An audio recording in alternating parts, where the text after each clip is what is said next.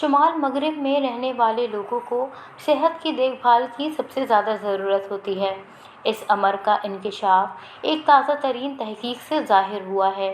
معلوم ہوا ہے کہ شمال اور جنوب کی تقسیم وسیع ہوتی جا رہی ہے۔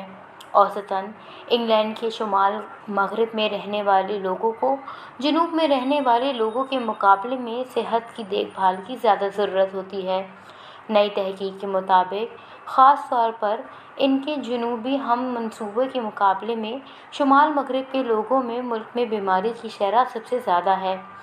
ہیلتھ فاؤنڈیشن کی جانب سے کی گئی ایک حالیہ تحقیق میں پتہ چلا ہے کہ ملک کے غریب ترین علاقوں میں رہنے والی خواتین میں بیماری کی وہی سطح ہوتی ہے جتنی امیر ترین علاقوں میں رہنے والی 16 سال کی عمر کی خواتین میں ہوتی ہے۔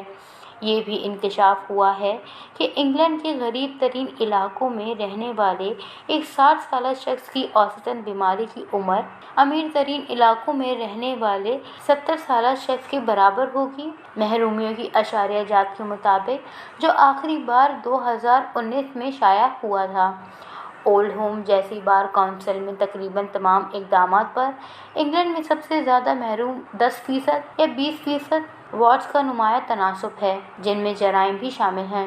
اس کے علاوہ روزگار، آمدنی، تعلیم کی مہارت اور تربیت اور صحت کی کیٹیگری بھی شامل ہے۔